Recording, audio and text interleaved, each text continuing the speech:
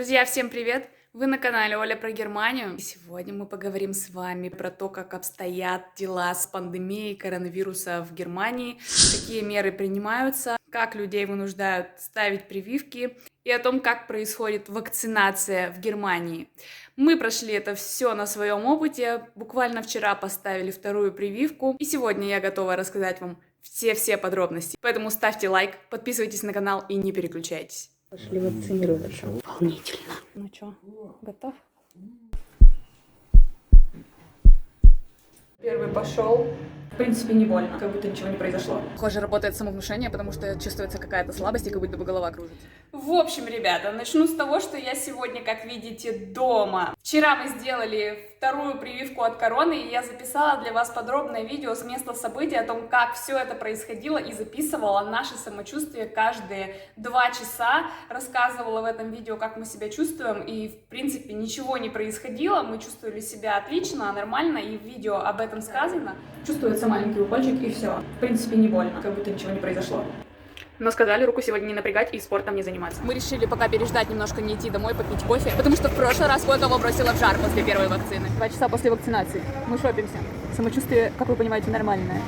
4 часа после вакцины у меня заболела рука. Еще, похоже, работает самовнушение, потому что чувствуется какая-то слабость и как будто бы голова кружится. В общем, я решила температуру смерить после прививки. Все норм.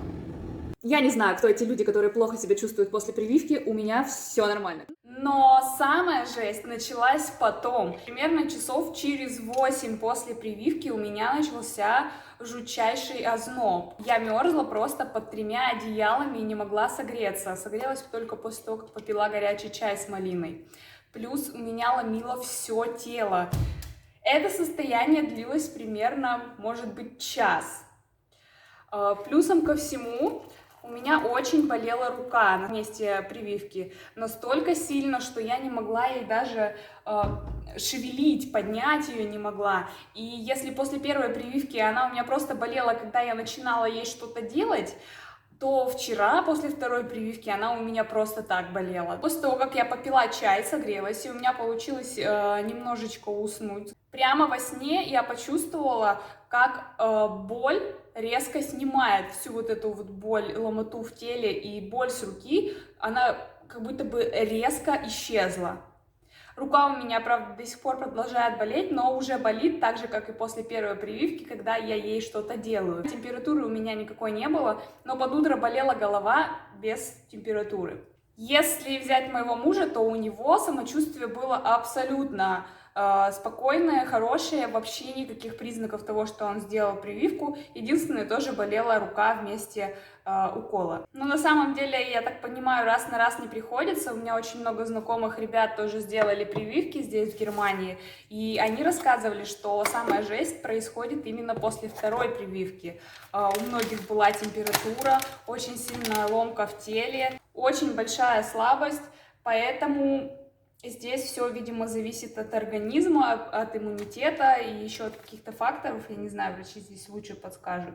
Ну, в общем, у кого как это происходит. У нас было вот так.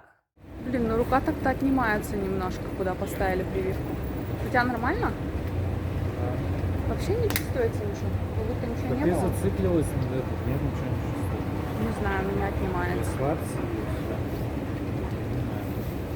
Окей. Сейчас хочу рассказать вам, почему мы все-таки поставили прививки, хотя очень много недовольных. Я даже удивилась, насколько много противников прививок после того, как я начала выкладывать видео после первой прививки и после второй на мой YouTube-канал.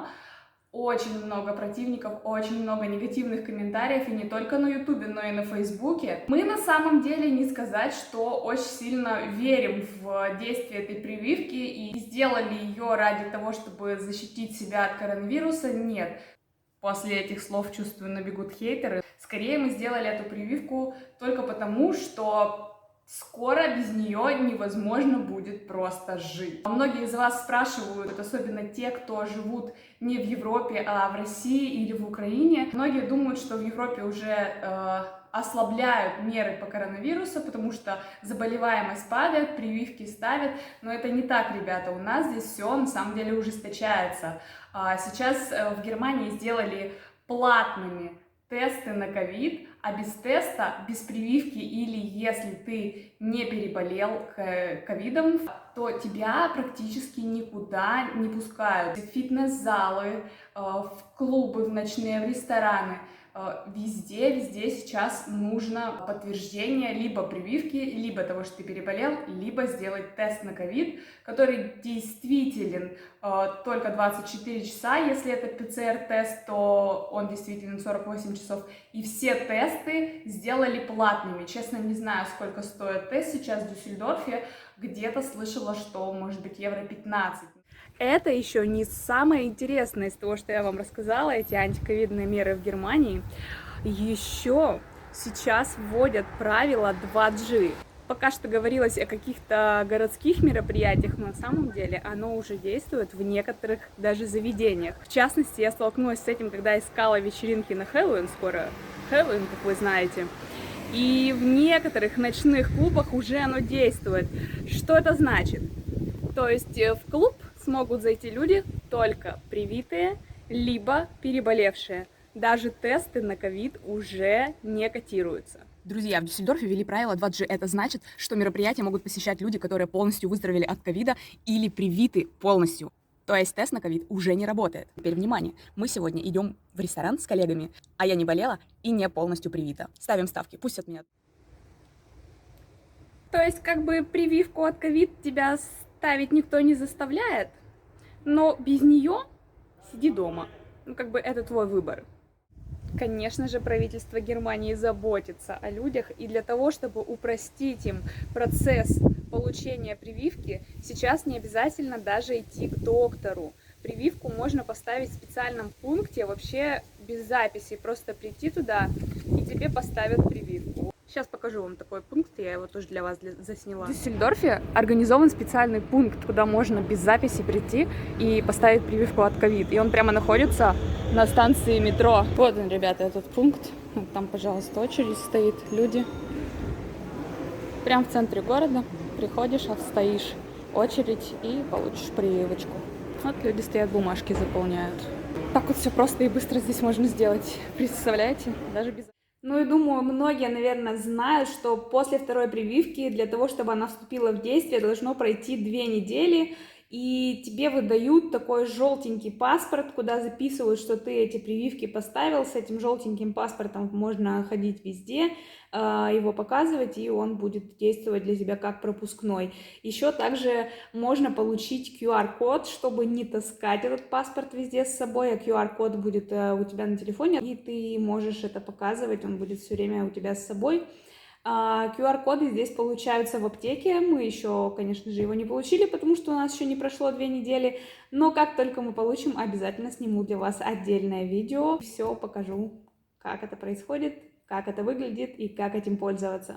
У нас уже есть эти специальные паспорта, их можно купить в аптеке за 1 или 2 евро, сюда будут ставить штампики и наклеечки, что мы вакцинированы. Вот поставили нам тут то, что мы поставили прививку, и в следующий раз через 1,5 месяца. Вот такие вот дела, так вот дела обстоят в Германии. Я надеюсь, эта информация была для вас полезна и актуальна. Подписывайтесь на канал, ставьте лайки этому видео, делитесь им с друзьями и напишите в комментариях, поставили ли вы прививку от коронавируса, а если нет, то собираетесь ли. И если вы все-таки являетесь одним из ярых противников такой прививки, напишите в комментариях, почему.